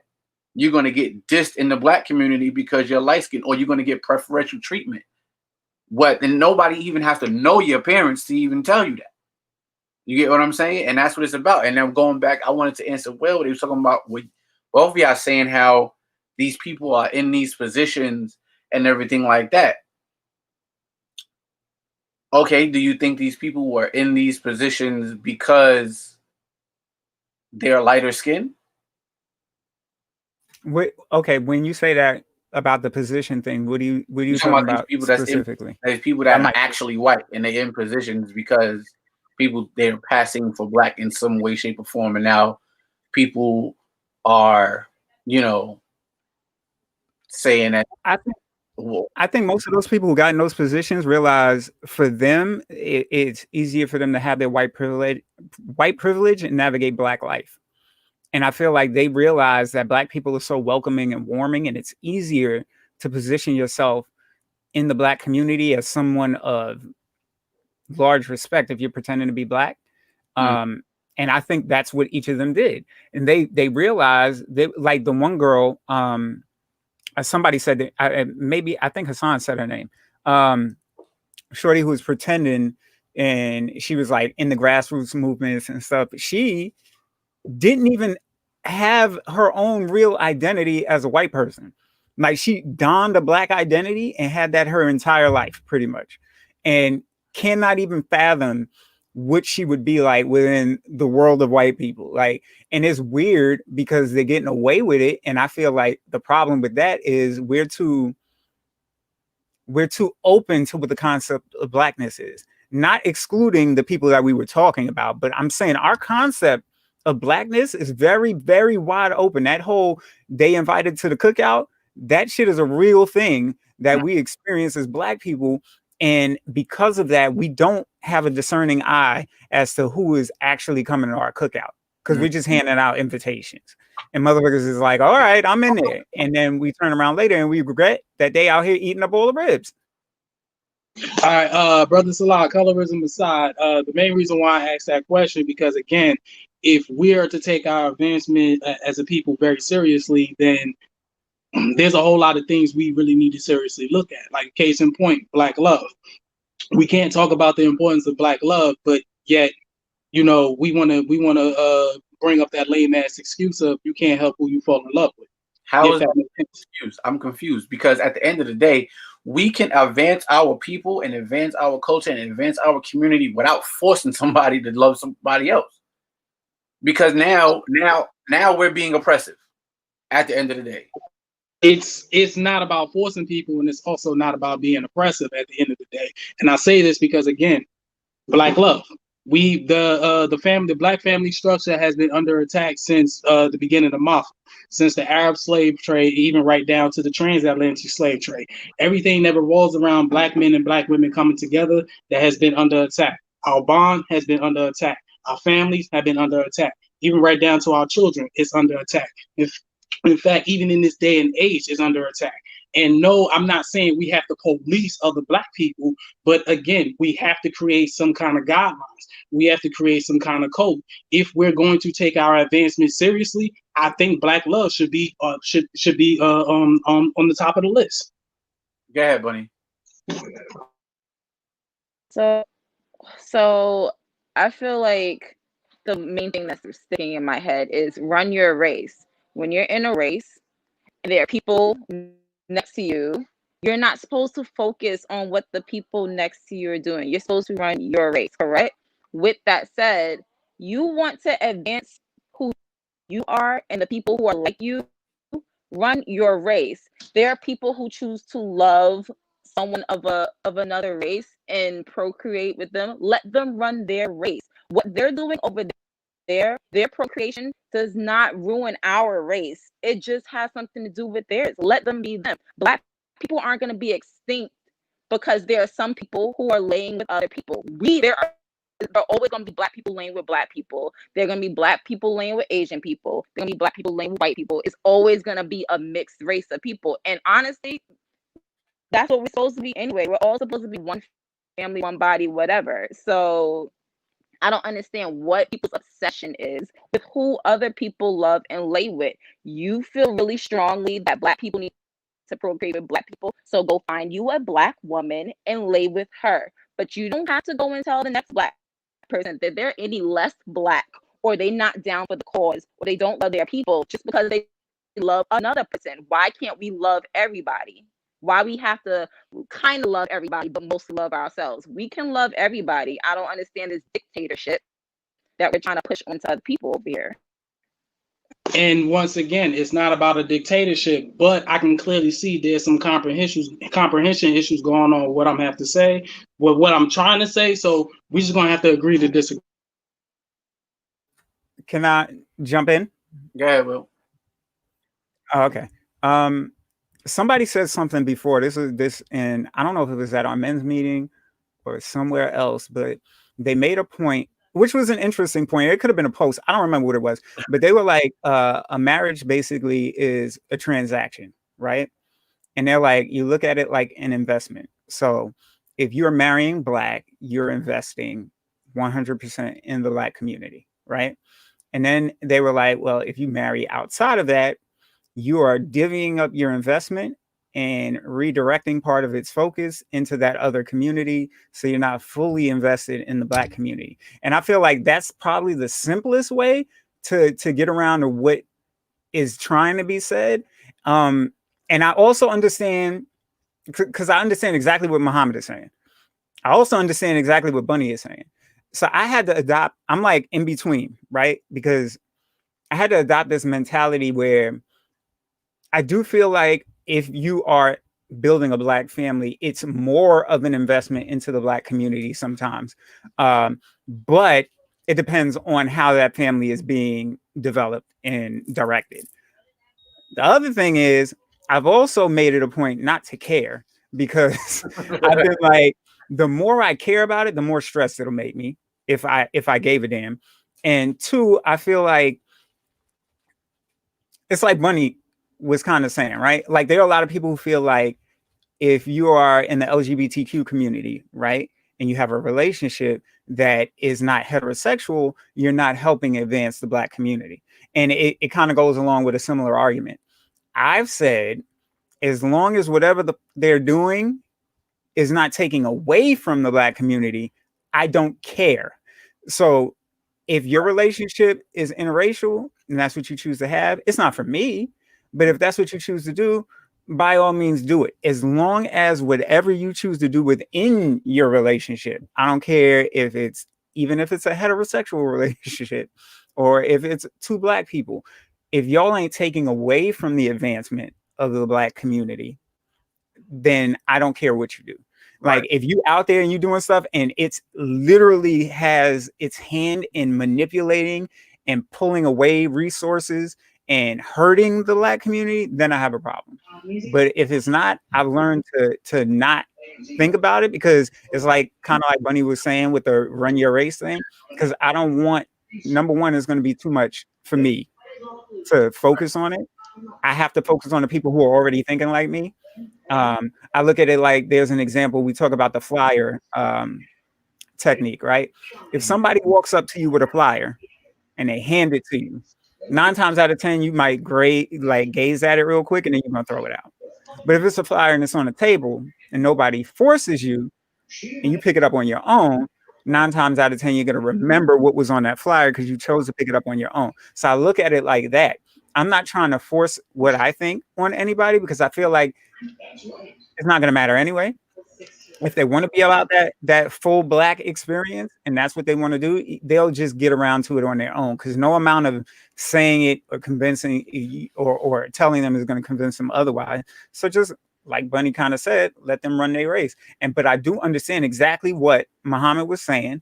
And I feel like it is very important for that to be at least known in terms of that business aspect of it. Because if you look at it from a business perspective, a Black couple is building the Black community. That's probably where most of that lies. All right, let me go to the comments real quick. Somebody got some sense. HB2N says Tracy Ellis Ross is a white woman if her father is white. That's crazy. What else we got? Logic says, Muhammad, when people don't agree with you, that don't mean they don't get you. Be respectful, comrade. Fat Axe. Sugar Shay says she's white. Okay. What else we got? We need to stop this mixed breed stuff. The Bible made it simple. Your race is whatever your father is. Yo. Okay. What else we got going on? Yeah, Hassan, you've been mad quiet, bro. Yeah, my son is. Hold on. This is why the man was pushed out of the home. Race just means you're a seed line. Now we can be whatever we want instead of who we really are. Okay. Who else we got? Ain't no black females in Hollywood marrying black men. You could say the same thing about anyway. Listen. What else we got? All white females in. Why is everybody so concerned with Hollywood, man, or Hollywood, man? Fuck that shit. Like, we already know, like, there's some weirdos that marry interracially. We not with that. Redemption song 76 says bad decision. Then she made a couple of bad decisions with some of her other kids. Diana Ross' daughters are black. That's what my mom said. All right. Sugar. Candace Thompson, Sugar. Wait, go back to that. All of them. Sugar. Oh, you got one more here, and don't make it. Okay. One got skipped. Her first child was born. Oh, her first child was born from Berry Gordy. Never even knew that. Berry Gordy. That's a fact. What else we got in these comments? White folks won't be the leaders of society forever. At some point, we have to think for ourselves. That's from HB2N. And we're going to go to one more comment and we're moving on. So he's right. Yeah, this is true. The mixed race children have a difficult time with trying to identify with both sides and seeing where they fit in. To address y'all talking about Tracy Ellis Ross is white because her father's white is ridiculous. Tracy Ellis Ross is the same complexion as my sister. And it's like if she ain't tell you her father was white, if you ain't know her father was white, she could have been like, all right, I'm black, and y'all would have just been like, oh, okay. Why? Because she has that. And at the end of the day, you are taking away somebody else's life experience when you do stuff like that.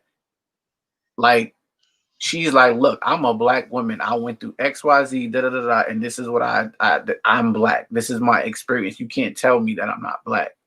And here y'all go, being the oppressor and saying, like, nah, you not black. And you're misplacing these people. So now y'all gonna be tight if these people that look like us, but just so happen to have one white parent, make their own society and get over. Y'all gonna be calling. It's the blue vein society and paperback test all over again. So let me say something. Go ahead, huh? All right, so I've been listening to it, and the only reason why I ain't really been talking because Ife in here just being 12, but you know how it is.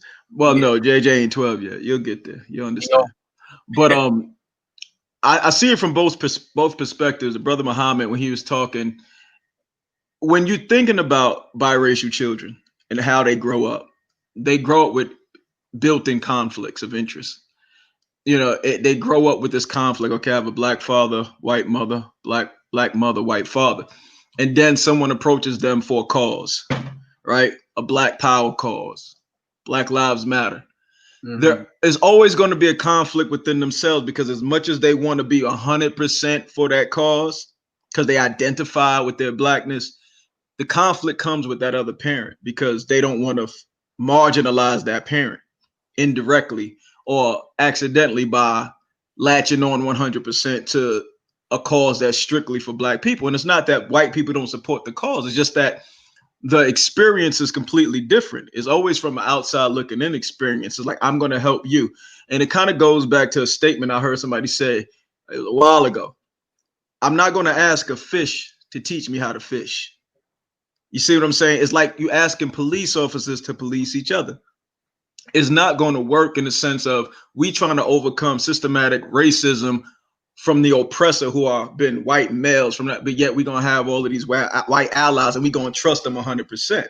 So when you run into black people who have this biracial mix and dichotomy within themselves, you kind of do have to approach it from you can help, but what side of you is going to be helping, and how often or how long can we depend on that?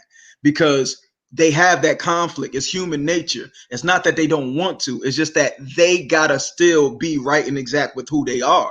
And sometimes them being right and exact and loyal to who they are can be at the detriment of what we're trying to accomplish. So I can understand how the brother can say, if you ain't completely black. I'd see where he's getting it from. I don't personally believe we can force people to love other people that they don't want to love. That's wrong.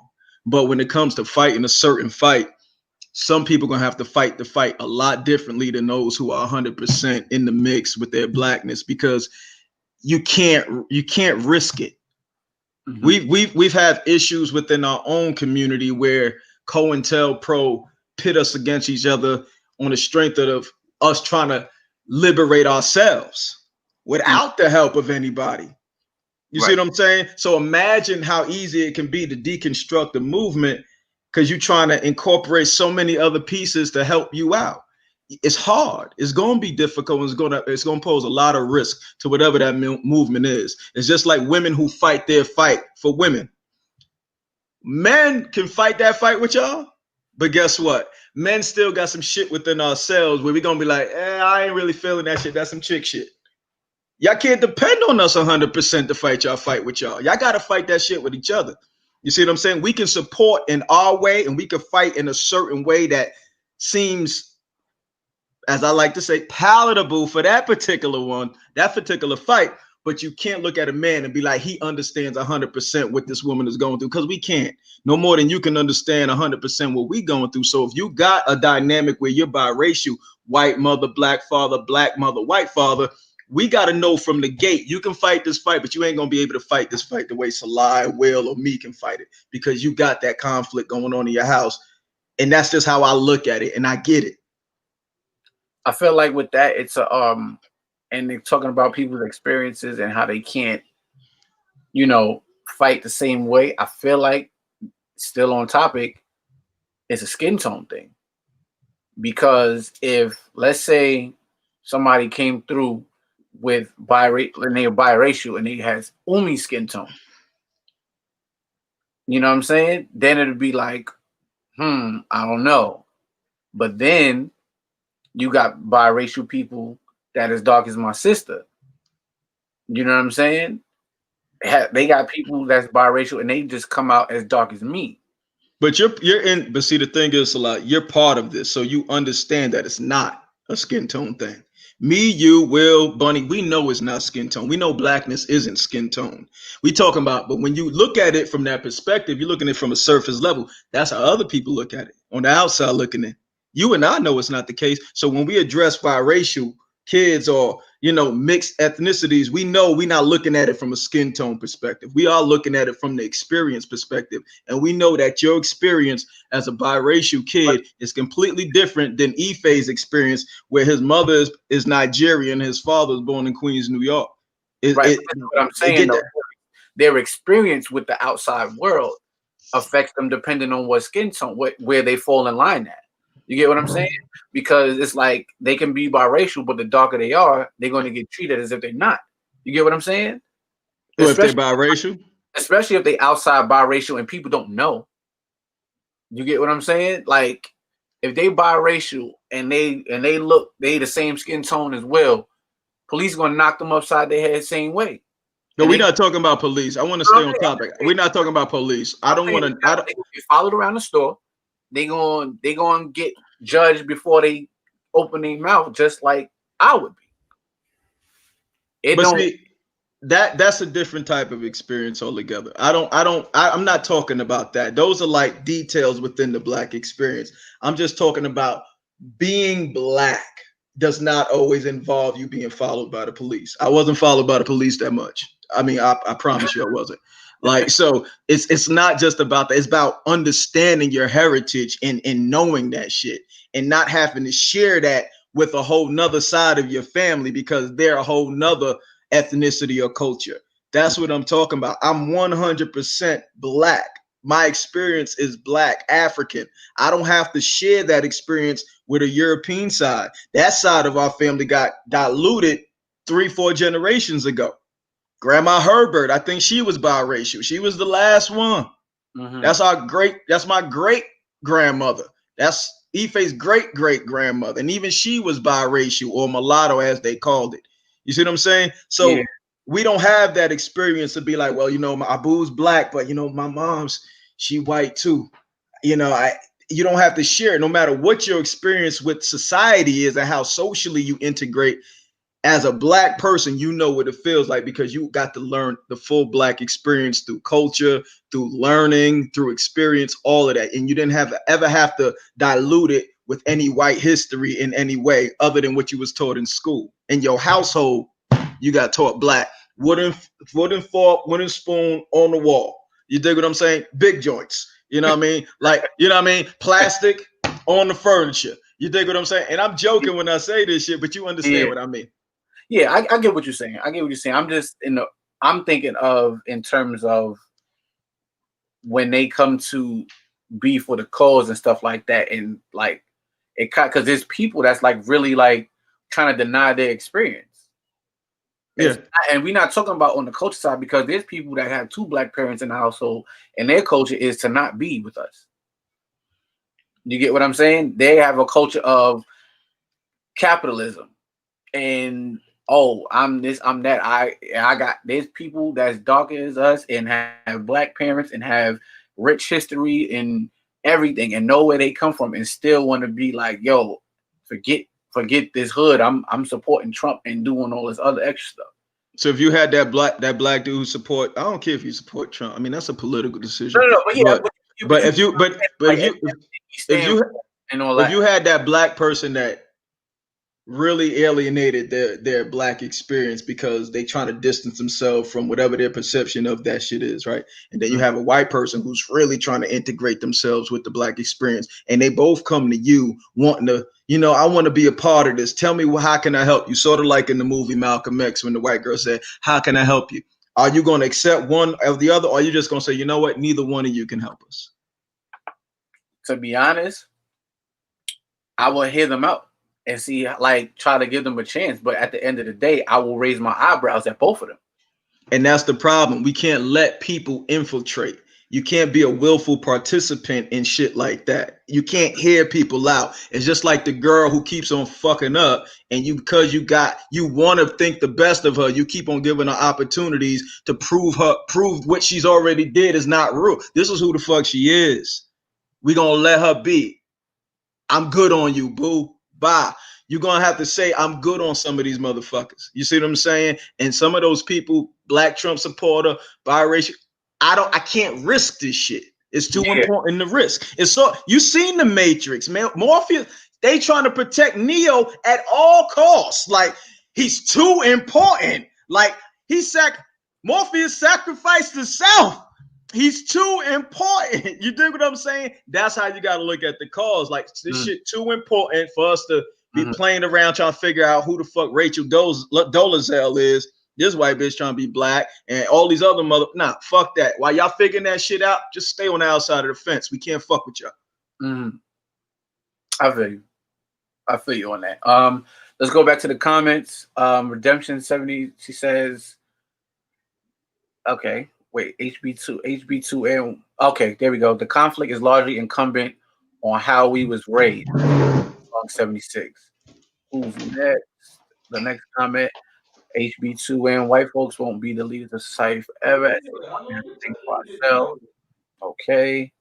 What else we got? The next comment says,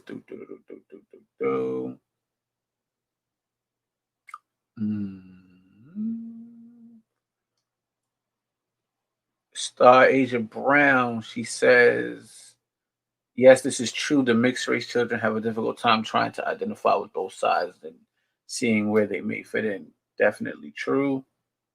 Who else we got? They only have issues. This is HB2, and they only have issues because we call them mixed. Y'all abuse babies early and wonder why they mixed up. I'm confused. Okay. Who's next on the comments? Donisha Lott says, even if you're mixed, don't deny your background, nor play. Okay, I feel like even if you're mixed, don't deny your background, nor play the field. I have mixed siblings, and they have never ignored their black side. This is what we're saying. It's like a real. For me, I don't know about anybody else. I don't know. That's just me. It's not like a real. It's not as cut as dry. Next comment. Who else we got? Redemption song. My paternal grandfather is white. My dad is a black man and identifies as such. Now, if you look at her picture, you're gonna tell her because she's like her father's mixed race. She white. Let me jump in on that. I think another thing that's starting to happen, right? Because that what you just pointed out is a good point. What she wrote, saying her paternal grandfather is white, right? And then her dad is black and identifies as such. I think what's happening now that I've noticed is a lot of people are saying generationally, there's a certain level of generational removal from whiteness before people are starting to be clearly identified as black. Like, so you might look at Redemption and her actual image and be like, that's a black woman, right? Mm-hmm. But her father might look completely different. Like he might have a lighter shade of brown. And then you find out the father is white. His father is white. So for other people, they may look at him and be like, nah, he's not black. But then he, as a partial black, I'm about to give the weirdest example ever, but it's like a Dragon Ball Z and Saiyans. And when they started mating with humans, and then it was like quarter Saiyan, half Saiyan, blah, blah, blah. It's like the further you get away or the further you're closer to it, people are starting to identify it as more. So if her mom, Redemption's mom, is actually black, and then her dad, who identifies as black, but had a white father, they would consider Redemption black. I believe that's how it. I got to look it up again to see how they do the generational ruling, but that's how people have been doing it lineage based. Wow. Let's get into some more comments and then we go. Black love needs to be at the bottom of the list. I'm confused. It kind of going HB2 where it kind of went against everything he's been saying all night with that comment. Teresa, sounds like forcing someone to be with someone else. If I want to be with an Asian man, I shouldn't be forced to be with someone just because they look like me. And that's what it sounds like is kind of happening a little bit. My mother. So if you fall in love with another race, are you wrong? It doesn't stop your blackness. Okay. Who else is up in here?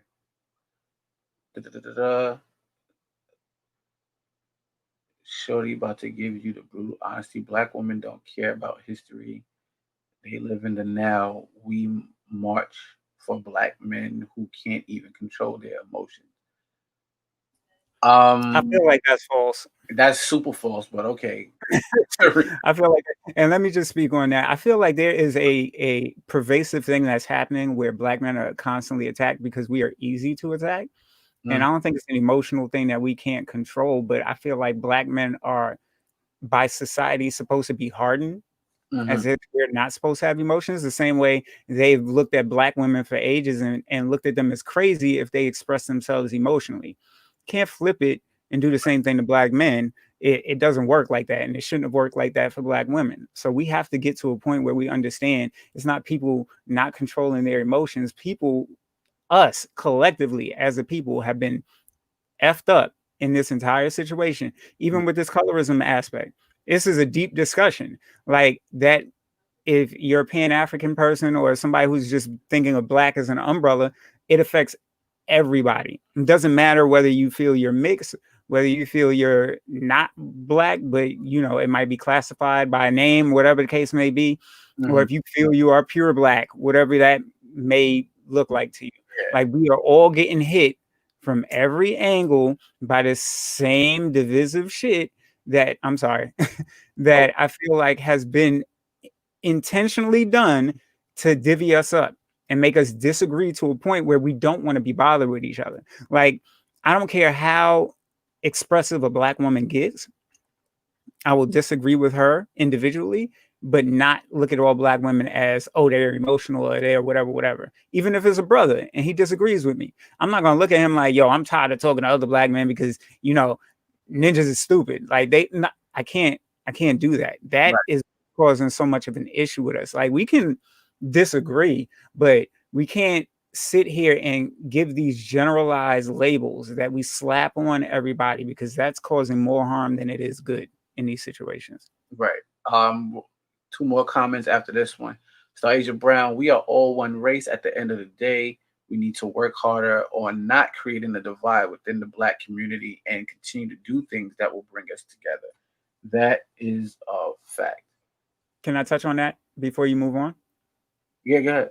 I agree with her, but I agree in us moving forward and making sure we're not divisive. But I also think we need to be more skeptical who we're inviting to these cookouts. Like I was saying earlier, and I think Hassan covered a lot of it when he was talking about it. We're too open and we allow for a lot of people to get in who don't have our best interests at mind and who aren't actually us a lot of the time. So I think we just need to be more careful and consistent with how careful we are. I mean, I agree. I definitely agree with that. I'm just when I look at it like in a history aspect too. Like, people who killed Malcolm X, they wasn't mixed. They probably got hit up by some white people to do the job. But guess what? Who they look like? Him. Who is the same dude who like infiltrated Marcus Garvey? Same thing. So I can't fully be like, yo, one, I'm gonna look at everybody like I gotta watch you, period. You know what I'm saying? Because at the end of the day, somebody that looked just like me, darker than me, have both black parents from Africa, know their whole lineage, could set me up and mess up the whole movement, just like somebody that's white, just like somebody that's mixed. You get what I'm saying? So I kind of view it in a way like when I was managing Walgreens, I knew not to ask certain people to do certain things because it's like it's not going to get done properly. It's not going to get done. Same thing when I'm at my job now, and I got to handle certain things. On my dance crew, it's like, I know what you're good at, but it'll be done for me to trust you with this because I know you're gonna mess it up. And if you mess it up, it's my fault. You get what I'm saying? If that makes any sense. No, it does. And I agree with you. I feel like everybody should be scrutinized, black or indifferent. It doesn't matter. Everybody should be looked at under a very, very, very focused lens, so that way we know who we're dealing with. And I feel like colorism it's a construct that just has us fighting over shit that don't really matter. But there is really a truth behind it, because the same way we look at certain privileges that are I'll give you an example. Every woman on my mom's side of the family is dark skin, rich skin. I like using that. Okay. Every man is lighter complected than me that they married. Every last one of them. When I was younger, and my mom always tells this story, she was going to Baskin Robbins, had me in a baby carriage. White lady rolled up to him and was like, "Oh, he's so cute. That's your kid?" Like, because I was a lighter skinned kid. I cooked in the oven a little bit as I got older, but when I was younger, I didn't come out completely done. So at the end of the day, like, white people and others outside of it will naturally associate your complexion with better than. And that's from a situation that we've been dealt from slavery. And that shit has been passed down over and over again. So it's inherent. Sort of like white privilege. You don't have to act on it for it to be there. Colorism is there, regardless of whether or not you yourself are acting on it. People are going to have preconceived notions based on what they see visually. Like, this is why video vixens back in the day, you would only see lighter skin video shit. You still, for the most part, only see lighter brown skin women in these videos. But I give Beyonce credit. She's been doing work to present richer skin women in these videos. And y'all already know I can't stand Beyonce. But I give her props. You know it means something if I'm saying it. I don't like Beyonce, but I respect what she's doing, and a lot of people are seeing it more. I've noticed myself.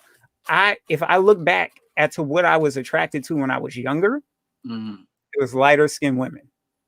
As I got older, though, it became brown to darker skin. And I feel like examples like, okay, I talked about white initiatives earlier, right?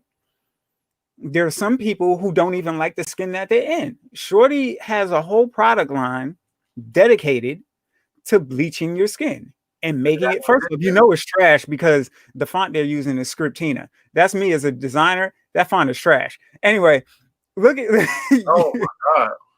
That's her. She's not that complexion naturally. Like, I mean, she is now. She don't have Sammy Sosa, but that's literally what her complexion is. And it's disgusting because you have people on the continent that love their complexion and look nothing like that, but she's promoting this BS. And you would look at her and be like, yo, what the hell is wrong with you? And that's another issue we got to get through. The self-hate. That has to be some form of self-hate. There are people on the continent that have mad pride in their complexion and who they are, where they came from culturally. They know everything about themselves and they wouldn't trade it for nothing in the world. And then you have people like her, I feel like, got indoctrinated with Eurocentric Western ideals of beauty, and boom, this is what happens. And then you got people like that who end up gravitating towards non-blackness. And then we get hit with the end result of that sometimes because of how they behave.